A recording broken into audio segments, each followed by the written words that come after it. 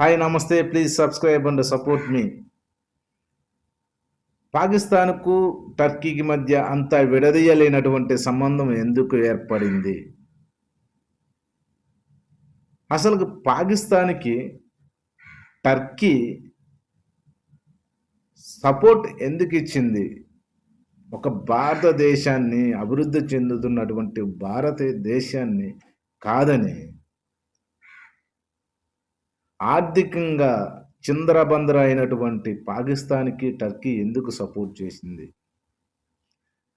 Support చేయటమనే కాదు, యుద్ధానికి కావలసినటువంటి సామాగ్రిని కూడా టర్కీ దేశం పాకిస్తాన్కి అందజేసింది. ఒక F-16 లాంటి యుద్ధ విమానాలను సప్లై చేసింది. దానికి ఆ యుద్ధ విమానాలను సప్లై చేయటమే కాకుండా వాళ్ళిద్దరి మధ్య ఒక అండర్స్టాండింగ్ ఏమిటంటే, పాకిస్తాన్లో ఉన్నటువంటి సైనికులకి, సైనిక అధికారులకి F-16 గురించి ట్రైనింగ్ కూడా ఇవ్వటానికి ముందుకు వచ్చినటువంటి టర్కీ సైనికులు. దీనంతటికీ అంత రిలేషన్ ఏర్పరచుకోవడానికి ఒకే ఒక రీజన్ ఏమిటి? రెండు కూడా ఇస్లామిక్ కంట్రీస్. టర్కీ యొక్క జనాభా 8,44,00,000 అప్రాక్సిమేట్లీ. వాళ్ళ సైనికులు సుమారుగా 3,50,000 సైనికులు. ఒక ఆర్మీ, టర్కీ యొక్క ఆర్మీ 3,50,000 పీపుల్స్. సో మనం ఇక్కడ కంపేర్ చేసుకుంటే పాకిస్తాన్ జనాభా 25 crores, అంటే 25,50,00,000 సుమారుగా అప్రాక్సిమేట్లీ వేసుకుంటే. ఈ విధంగా మనం ఇక్కడ పాకిస్తాన్ యొక్క సైనికులు మ్యాక్సిమం ఎప్పుడు మామూలుగా పొజిషన్లో ఉండేవాళ్ళు 5,50,000 దాకా ఉండారు పాకిస్తాన్ ఆర్మీ.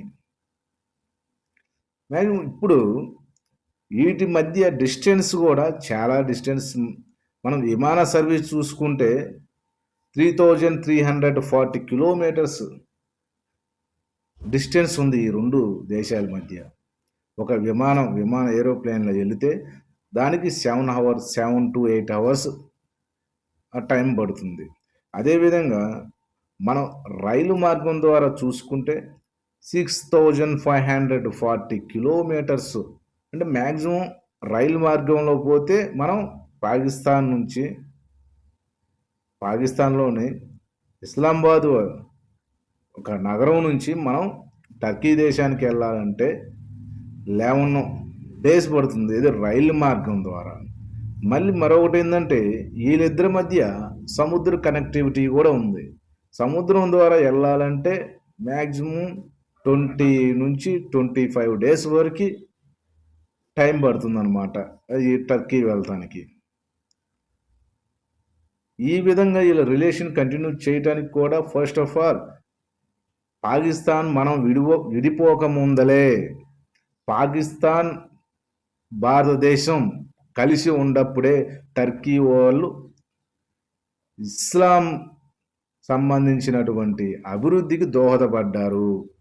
టర్కీ వారు ఇస్లాం యొక్క క్షీణత ఎక్కడైతే ఉంటుందో వాళ్ళకు ఆర్థిక సహాయం కూడా టర్కీ వాళ్ళు చేశారు. మనకు స్వతంత్రం రాక మునిపే వాళ్ళకి 1922లోనే స్వతంత్రం వచ్చింది, మనకి 1947. అని 47కి ముందలే వీళ్ళు మనకి ఇక్కడ ఇస్లామిక్ ప్రజలకి సహాయం చేయటం అప్పటి నుంచే ఉంది అన్నమాట రిలేషన్. బట్ తర్వాత ఏమైందంటే, మనకు స్వతంత్రం రావటం, పాకిస్తాన్ ఇండియా వేరు దేశాలు అవ్వటం అయిన తర్వాత టర్కీ వాళ్ళు ఇంకా ఎక్కువ రిలేషన్స్ అని పాకిస్తాన్ మీద పెట్టుకున్నారనమాట. అంటే పాకిస్తాన్ కూడా అదే విధంగా తనకు హెల్ప్ కావాలి, దానికి సపోర్ట్ కావాలి, వేరే దేశాల యొక్క సపోర్ట్ కావాలి. మన ఇండియా కంటే పాకిస్తాన్ రిలేషన్స్ పెంచుకుంది టర్కీ. బట్ ఎందుకంటే రెండు కూడా ఇస్లామిక్ దేశాలు. టర్కీలో 70-75% వరకు మేజర్గా ముస్లిమ్స్ ఉంటారు. మన అదేవిధంగా పాకిస్తాన్కి వచ్చేసరికి 90-95% ఎక్కువ శాతం ముస్లిమ్స్ ఉంటారు. మిగతా మిగతా మతాలు మొత్తం కూడా హిందువులని, బౌద్ధులని ఇలాగా డిఫరెంట్ మతాలోళ్ళు అక్కడ పాకిస్తాన్లో అయినా కానీ ఇక్కడ టర్కీలో కానీ ఉండయి అన్నమాట మిగతా పర్సంటేజ్. ఈ రెండు కూడా ఇస్లామిక్ సంబంధాల వలన దృఢమైన బంధాన్ని ఏర్పరచుకున్నాయి. ఒక ఆర్థికంగా కానీ ఒక ఇది యుద్ధ సామాగ్రిలో కానీ ఆ తయారులో కానీ వాణిజ్యంలో కానీ అన్ని విధాల ద్వంద్వ వైఖరితో ఇరు దేశాలు కూడా సామరస్యంగా ముందుకు సాగాయి అప్పటి నుంచే. ఏది మనకి స్వతంత్రం రాక మునిపే. సో అక్కడి నుంచి ఏర్పడిన దృఢమైన సంబంధాలే ఇప్పుడు కూడా కొనసాగిస్తున్నాయి. పాకిస్తాన్లో ఎక్కువగా ఏమున్నది, గోధుమ, బియ్యం, తర్వాత వస్త్రాలు కానీ, క్రీడలు కానీ, లేకపోతే వైద్య పరికరాలు కానీ ఇలాంటి అన్నిటిలో కూడా టర్కీకి ఎక్స్పోర్ట్ చేసుకుంటుంది. అదేవిధంగా టర్కీకి సంబంధించినట్టు వాణిజ్యానికి సంబంధించిన పంటలు కానీ, తర్వాత ఏదైనా పరికరాలు కానీ ఇక్కడ పాకిస్తాన్ ఇంపోర్ట్ చేసుకుంటుంది. సో సైనికులు కూడా నేను మీకు ముందరగానే చెప్పాను, F-16 దాదాపు 1500 మంది సైనికులు టర్కీ దేశానికి వెళ్ళి F-16 మీద శిక్షణ పొందారు. అంటే సైనిక సంబంధాలు కూడా బలంగా దృఢంగా చేసుకున్నాయి పాకిస్తాను, టర్కీ వాళ్ళు. వీళ్ళిద్దరి యొక్క రక్షణ కానీ లేకపోతే అణుబాంబు విషయంలో సంబంధించిన పరికరాల విషయంలో కానీ, దాని యొక్క సరుకుల రవాణా విషయంలో కానీ ఇక్కడ పాకిస్తాన్కి ఆ టర్కీ సపోర్ట్ చేసింది. అభివృద్ధి చెందుతున్నటువంటి దేశాల్లో D10 లిస్టులో కూడా ఈ రెండు దేశాలు పార్టిసిపేషన్ చేస్తున్నాయి. ప్రపంచంలో నేను చూసిన జనాభా ఎంతమంది, టర్కీ యొక్క జనాభా 8 కోట్ల మంది, సుమారు 8 కోట్ల చిల్లర. ఓకే, వీళ్ళ యొక్క టర్కీ యొక్క జనాభా దేశ జనాభాలో ఎంత, 1.07%. పాకిస్తాన్ యొక్క జనాభా ఎంత, 25 కోట్ల పైన కదా.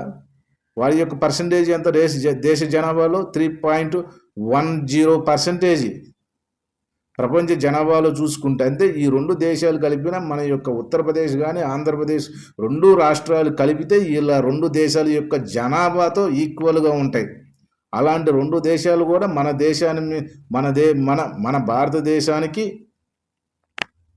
భారతదేశం మీద యుద్ధానికి సన్నద్ధమవుతున్న దేశాలు మన రెండు రాష్ట్రాలు కలిపితే, ఉత్తరప్రదేశ్ ఉమ్మడి ఆంధ్రప్రదేశ్ కలిపితే ఉన్నటువంటి జనాభా వాళ్ళు. సైనిక యుద్ధ ప్రాతిపదికన మనం ముందరకెళ్తే యుద్ధ యొక్క సామాగ్రిలో కానీ సైనిక పరంగా కానీ ఎందులో మనం తక్కువ కాదు. మనకు సైనిక వ్యవస్థ ఎంత ఉంది, 25 లక్షల పైమాట ఉంది. ఓకే, టర్కీ యొక్క సైనికులు వాళ్ళకి పాకిస్తాన్ యొక్క జనకులు ఇంతకు ముందు మీకు చెప్పాను. ఓకే, అంత దృఢమైన మన పటిష్టంగా ఉంది మన భారతదేశం. అప్రోచ్మెంట్లీ ఇప్పుడు మనం చూసుకుంటే టర్కీకి మనకి ఒక వాణిజ్య పరంగా కానీ పర్యాటక పరంగా మెయిన్ చాలామంది మన భారతదేశంలో సుమారుగా 10 మంది వెళ్తే ఎవరో ఒకరు మన భారతదేశం నుంచి టర్కీకి వెళ్ళే వాళ్ళు ఉన్నారు. ఓకే, పర్యాటకంగా మన భారతదేశం నుంచి వాళ్ళకి ఇన్కమ్ జనరేట్ అవుతుంది. ఆ విధంగా చూసుకుంటే ఇప్పుడు టర్కీ వాళ్ళు బాధపడుతున్నారు. మేమేం చేసాము, మేము తప్పు చేయలేదు. తప్పు చేయలేదు ఏమిటి, మీరు డైరెక్ట్‌గా పాకిస్తాన్‌కి సపోర్ట్ ఇచ్చి, మీ దగ్గర తయారయ్యేటువంటి F-16 గానీ, ఇతర డ్రోన్‌లు గానీ, పాకిస్తాన్‌కి అందజేసి, భారతదేశం మీద యుద్ధానికి వెళ్ళమని మీరు ఇండైరెక్ట్‌గా మీరు చెబుతున్నట్టే కదా! సో, మనకి ఇక్కడ యుద్ధాలు ప్రాముఖ్యత కాదు. డెవలప్ ఈ ఇస్లామిక్ కంట్రీ అయినా కానీ, హిందూ కంట్రీ అయినా కానీ, ఎవరైనా కానీ మనకి ఇక్కడ ఒక అమాయకమైనటువంటి ప్రజలు జీవిస్తున్నారు. ఎక్కడ జీవిస్తున్నా కానీ మనం ప్రజలమే. ఆస్తి నష్టం కానీ, ప్రాణ నష్టం కానీ ఏ విధంగా ఎవరికి ఎటువంటి ఇబ్బంది కలగకుండా చూసుకోవాలి. అందుకు ముందుకెళ్ళాలి కానీ యుద్ధ ప్రాముఖ్యతం కాదు. మనం ఇప్పుడు చూసుకుంటే టర్కీ యొక్క పాకిస్తాన్ యొక్క రిలేషన్, ఇటువంటి రిలేషన్స్ని 2 దేశాలు కూడా కంటిన్యూ చేస్తున్నాయి. Okay, thank you.